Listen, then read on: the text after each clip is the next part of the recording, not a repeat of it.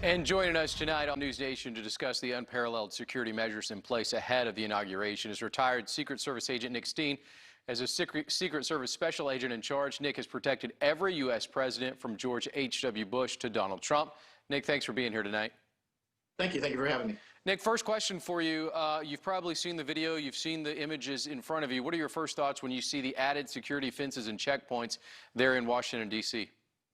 I think the term I heard was unprecedented, which I believe is pretty accurate. I was involved in several inaugurations through my career, and that is the most extensive I've ever seen of setting up the security perimeters around the Capitol and the White House. As far as street closures and limiting people's access, closing the mall is definitely something that's never happened before. Nick, this is obviously an effort to deter anything like we saw a week and a half ago. Do you think that there's enough put in place there? And as we look at kind of the grid of Washington around that area, everything's at a standstill, not a lot of movement going on. Do you believe that this is enough to deter any type of action like we saw 10 days ago?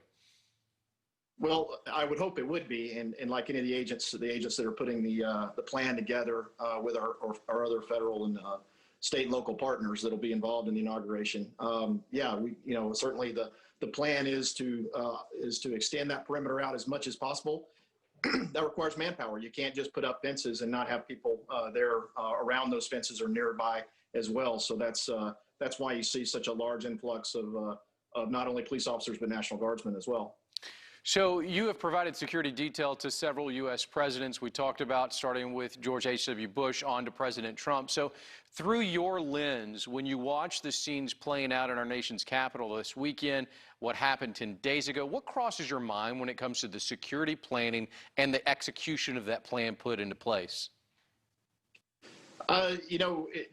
Looking back, this is a very different situation. I mean, obviously, you've got two huge issues going on right now. One obviously being COVID and the pandemic, and then the other issue being the unrest and the attack on the Capitol last week. So those issues, they're not totally separated, but what you have is you have a situation where, provided the attack on the Capitol did not happen and there wasn't the intelligence, you still had the issue surrounding having large crowds put together, which is what an inauguration is a large crowd. And then you add into that mix, now you have potential unrest. So you have two very different issues that they're struggling with. And, in my 27 career, I never had or experienced anything like that. It's kind of a perfect storm this year. You mentioned the stress involved. I have to imagine that there is stress also involved as you're changing the authority figure at the White House in this situation from President Trump to President-elect Biden. How much stress is on the Secret Service in that moment? And then in your thought process, how much extra stress is going to be put on because of the detail assigned to both of these? There's the switch going on, and then there's the unrest possibility.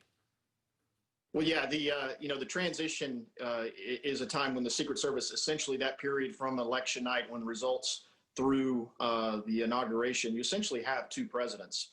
Slowly, the assets and resources begin to move towards the president-elect all the way up to when he takes the oath and becomes the president on that day, and then slowly resources will be removed from the outgoing president. But, as far as the stress level and all that is something that the Secret Service deals with on a daily basis. That transition, we've done it many, many times over our history as an agency since we've been protecting presidents since around 1901.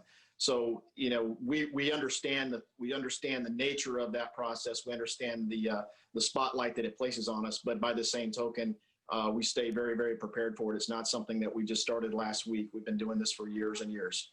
Good stuff there, Nick. Nick, thank you for your service. Thank you for your time here on NewsNation. Thank you very much.